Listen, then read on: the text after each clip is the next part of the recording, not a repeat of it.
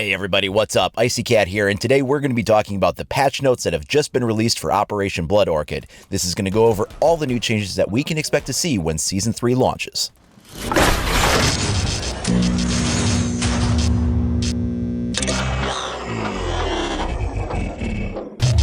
Today, Ubisoft released the patch notes for Operation Blood Orchid. As always, you can find these on the official Rainbow Six website, the link for which is in the comments below the video player. Of course, we all know about the 3 new operators that are coming out, so we've got Ying for attack and Legion for defense on Hong Kong, and then we also have the new Polish defender Ella. Along with that, we get the abandoned theme park map. The entirety of Operation Blood Orchid will be available tomorrow, August 29th, only on the technical test server on PC. It will then launch on all 3 platforms Tuesday, September 5th. That will be the new map. If you have the Season Pass, you'll also get access to the 3 new operators on that date. If you don't have the Season Pass, you will have to wait until the following Tuesday, September 12th, and then you can purchase the operators for either 25,000 renown each or 600 rainbow credits. Now, most people know this information if they've been following this channel over the last several weeks. If you haven't, go back and take a look. We have videos covering what each of the new operators do, as well as their loadouts. So now let's talk about some of the new information that we have coming up. First up is the Blood Orchid weapon skins. Here's a preview look of some of the weapon skins here that are applied to Ash's G36. We then move forward to more information that concludes Operation Health coming into this new season. They confirm that the new upgraded servers are going to be going live with the launch of Season 3. The new servers have significant improvements to stability, connectivity, frames per second, rubber banding, and overall performance. They also mentioned that on top of the new servers, they have a new physics system in the works, which should further address issues with players teleporting and rubber banding. Some of this information, again, has been covered in recent videos, but we'll kind of go over it again here. So we are getting an improved lighting system. So here's some clips of what it looks like both before and after. The lighting has been completely reworked on all the maps in the game. Additionally, we've got the sky model update, and this just changes it so the game engine no longer has to dynamically render the lighting effects per map. Instead, it will all be done with high dynamic range image lighting. The sky maps are going to look better overall, the lighting will remain about the same for quality, and it should free up resources for the game engine to use in other areas. Also, the way reflection mapping is being handled in the game is getting an improvement. We'll now calculate reflections in a new way, and what that really breaks down to is that you'll see an improved reflection quality in most materials, particularly in glossiness. As part of the maps being reworked, we're also seeing data cleanup on map textures and meshes. Over the course of the next year, they're going to be doing this to all the maps, but right now they're starting off with just the cafe map. They've been going through all the textures and meshes and just kind of cleaning things up and smoothing it out. Here's an example of what it looked like before versus after. In some ways it looks a little better, in other ways it kind of is a little bit of a setback for the look of the game, but overall it should be increasing the performance of the game and freeing up resources to be able to handle other things. A similar treatment is being done to all the operators, and here in this example you can see what it looks like both before and after. Cleaning up the models, improving the textures and things like that is done to overall increase the performance of the memory allocation and system resources. Also in the same vein, we're getting a face rigging cleanup. This results in higher quality facial animations, especially when viewing characters in the kill cam. Now this patch is going to be a somewhat big one. They're reorganizing the file data structure on everything that they're doing. So if you are on PC, you're looking at a 26 gigabyte patch. If you're PC with Ultra HD texture pack, you're looking at 42 gigabytes because they've reworked all the 4K texture assets. If you're on console, you're looking at a 15 gigabyte patch size. Now that sounds like a lot, but actually what it's going to do is create an overall smaller footprint of the game on your hard drive than it did before, taking up less space. We're just getting like pretty much the entirety of the file structure re-added to the game, so that's why the patch is that big to begin with. Additionally, since they're making everything more efficient with the way that everything's structured in the internal files of the game, we're all going to be seeing a faster load time for games. This will vary a little bit depending on factors, but overall, we expect to see about a 10% increased faster load time for matches. Over the course of the next season, they're also going to be testing some improvements that aim to address hit registration issues and poor network conditions. They say they're testing something called latency alignment, which should make one-on-one gunfights feel more consistent. The result should be that the server will more accurately mirror the reaction time of players with unstable connections, giving a fairer reaction time to their opponents. This sounds a lot like lag compensation. This is something that has appeared before in other first-person shooter games, and it comes with a bit of controversy because it can introduce an artificial lag compensation. Some people are fans of this kind of an approach to make things more fair and even. Other people really don't like it. This could, however, be something that's a little bit different. We'll have to wait and see. They say they're also working on adjustments to shot validation to further favor players with more stable connections. This will be a lot more punishing on shots that happen far away. There are other improvements for hit registration, headshot registration, and ping that will be trickling into the deployment. The wording on that is a little bit unclear, but it sounds like the aim is to overall improve the way that the hit registration models impact the game. So now we're going to move on to some of the changes that are impacting the game's mechanics. And there's a lot of really interesting news here. First up is the way smoke grenades are being handled. Before, the problem with smoke grenades is that they were being rendered on each player's individual client machine, and so when you would see something on one screen versus somebody else's screen, it would look different. So now they're handling it so that everybody is displayed the exact same way on every client. This is going to make smoke grenades seem more reliable and consistent. Based on feedback that they've got from pro players that they invited into the studio to test it out, they've decided to reduce smoke grenades from 3 per player down to 2 per player since the new smoke is so effective. They say this change will also temporarily make Capitao's smoke grenades gray instead of blue in color. We also have several big changes coming to the game for defenders. The first of these changes is that defenders that have a speed of 2 or 3 will no longer be able to have ACOG sights. So only heavy operators will have ACOGs. They feel that overall it's going to create a better sense of balance if only the slower moving operators will have that longer range advantage. They do want to be clear, however, that this does not mean that all heavy armor operators will have ACOGs. Which operators will get them in the future as new heavy operators are added to the game are going to be taken on a case-by-case basis. So not all heavies will have them, but only heavies can have them. Another change coming for the defensive team is that the defender vision filter is removed when going outside. So before, when you would step outside, the color of the screen would actually change. It would turn this sort of sickly color and you would have vignetting on the edges, making it a little bit harder to see when you were outside. That has now been removed from the game. However, you will still get the text pop up in the middle of the screen warning you that you are now being spotted, but the vision filter has been removed. Weapon fall-off damage is getting a complete retooling. So previously the weapon fall-off would be such that every gun had its own unique parameters. Some guns would experience damage fall-off sooner than others, and they felt that overall it made it too confusing for players to understand exactly where this range kicked in. So what they've decided to do is, rather than make it so that each gun has their own unique parameters for damage fall-off, they've instead changed it so that each class of gun type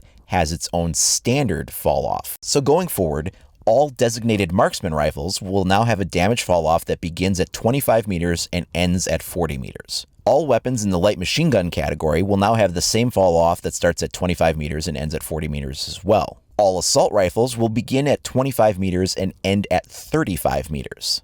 The fall-off for submachine guns start at 18 meters and end at 28 meters. Machine pistols, like the SMG-11, will start at 18 meters and end at 28 meters.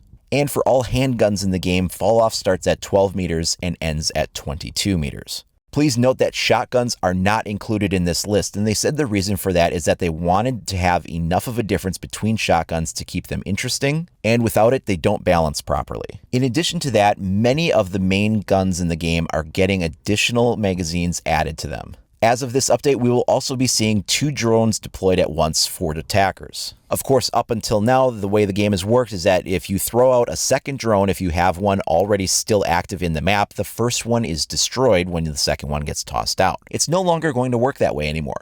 You'll be able to throw out that second drone without destroying your first one, and then the player can toggle between either drone to keep an eye on things. So theoretically, this means that a team of 5 attackers can have 10 drones active at once in the field, as long as none of them had gotten shot. There's been a little bit of work done to the player camera too, so that the first-person camera will now be closer aligned to the third-person view. The reason this is being done is that sometimes it would lead to situations where you would be killed by opponents that you couldn't yet see because of the camera mismatch.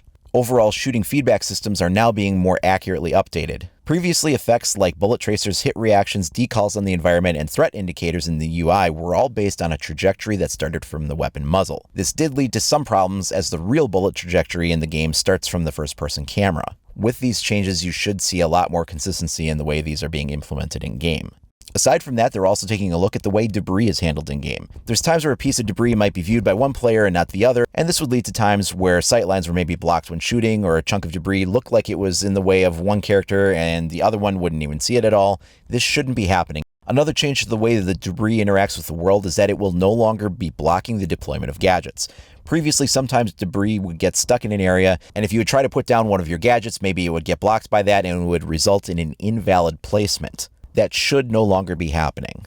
We also now have a priority on observation tools for alive players. So now if a player that's still alive browses the cameras, they'll have priority over dead players for camera controls in both attack and defense. Really, this is going to help out a lot when you have a player that's AFK and they're in the middle of a camera control when they walked away, and that would sort of lock anybody else out of being able to view anything. Fortunately, now that shouldn't be an issue.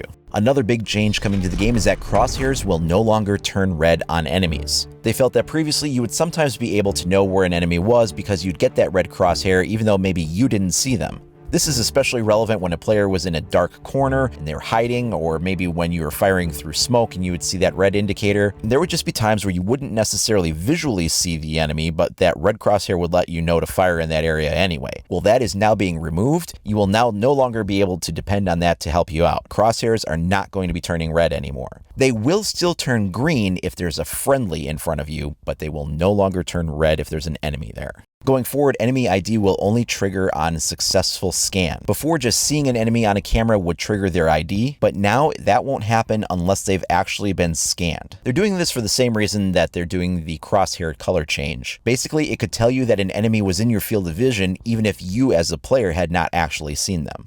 Of course, we all know about the map changes that are coming, but once again, just to review, we are getting the ranked playlist being dropped down to only 9 playable maps. That means there are 8 maps that are now no longer going to be appearing in the ranked playlist. The map pool for each season's ranked playlist will be dependent on whatever is being done in the ESL Pro League, so whatever their map pool is will be the same as the base game's ranked map pool. In addition to that, going forward, the new map of that season will not be available as part of that ranked playlist. So if you want to try the new map Theme Park, you can only get it in casual or custom matches. Besides the changes to rank, the casual map playlist pool will now only be at 15 maps. Because there are 17 maps in the game, that means there are 2 maps that are being removed from play entirely this season. That is Favela and Yacht. You can only play Favela and Yacht now if you take a custom match. They will not be available in casual or ranked. At this time, those 2 maps are being reworked.